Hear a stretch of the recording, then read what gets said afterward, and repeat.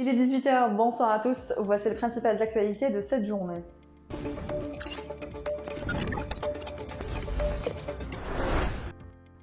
Le gouvernement a mobilisé lors de sa réunion tenue aujourd'hui à Khenchela, sous la présidence du Premier ministre, ministre des Finances Ayman Ben Abdelrahman, une enveloppe financière de plus de 113 milliards de dinars en vue de la mise en œuvre du programme complémentaire de développement de cette wilaya. Cette enveloppe comprend 59 milliards de dinars destinés aux nouvelles opérations à inscrire, outre 52 milliards de dinars pour les opérations qui devraient être dégelées et plus d'1 milliard de dinars en vue de la restructuration du programme en cours. Ce programme, qui s'étale sur 3 ans, sera mis en œuvre exclusivement par le biais de l'outil de réalisation nationale, conclut le communiqué. Une nouvelle loi minière plus attractive sera présentée au gouvernement, c'est ce qu'a annoncé ce matin le directeur général des mines au ministère de l'énergie et des mines, Mourad Hanifi, qui estime qu'il était urgent de tracer une feuille de route avec des objectifs sur 10 à 15 ans.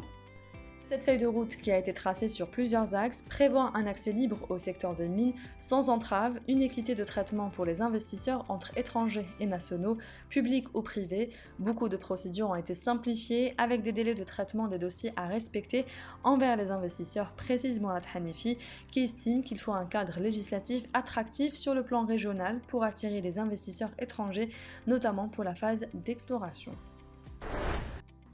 La 6e chambre pénale de la Cour d'Alger a condamné ce dimanche les deux anciens premiers ministres Ahmed Ouyahia et Abdelmalek Sellal à 7 ans de prison ferme dans l'affaire de Mahiedine Tahkout pour plusieurs chefs d'accusation, notamment dilapidation de deniers publics et octroi d'indus avantages. La même juridiction a confirmé les jugements rendus en première instance contre les anciens ministres Amal Roul, 3 ans de prison, et Youssef Yousfi, 2 ans de prison ferme.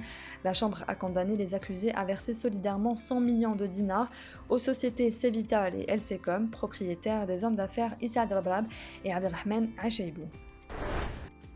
Le procès du coordinateur national du mouvement démocratique et social MDS, Fethi Ghallaz, a été une nouvelle fois reporté ce dimanche au 26 décembre prochain. Ce report intervient à la demande du détenu qui a refusé une nouvelle fois d'être jugé à distance.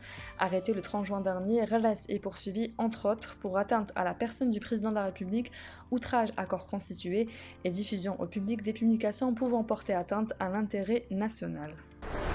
Le deuxième vice-président du Comité international des Jeux méditerranéens, Bernard Msalem, a annoncé ce dimanche à Oran que la 19e édition des Jeux méditerranéens aura bel et bien lieu à Oran cet été. Toutes les réserves émises avant notre visite actuelle à Oran ont été levées, ce qui me permet aujourd'hui de confirmer que les Jeux méditerranéens 2022 auront bel et bien lieu dans sa date fixée, à savoir du 25 juin au 5 juillet 2022, a déclaré le représentant du comité en clôture du séminaire dédié aux chefs de mission et délégués techniques des fédérations sportives internationales tenues samedi et dimanche. Le comédien de théâtre et metteur en scène Yassine Zaidi est décédé hier samedi à Alger à l'âge de 47 ans des suites de complications dues au coronavirus, a annoncé le Théâtre national algérien. Yassine Zaidi s'est initié au 4e art dans une troupe des scouts musulmans algériens avec qui il a présenté à l'âge de 14 ans la pièce Le coffre et le fusil.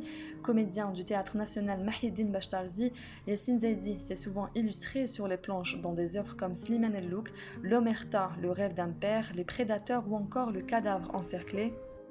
Outre le théâtre, Yassine Zaidi s'est également imposé comme figure de la télévision distribuée dans 25 productions. Sa dernière apparition sur les planches remonte au mois d'octobre dernier avec la pièce Art. Yassine Zaidi a été inhumé ce dimanche au cimetière de Draria selon ses proches. C'est la fin de ce journal, merci pour votre attention. On se retrouve demain à la même heure sur nos réseaux sociaux. Excellente soirée à tous.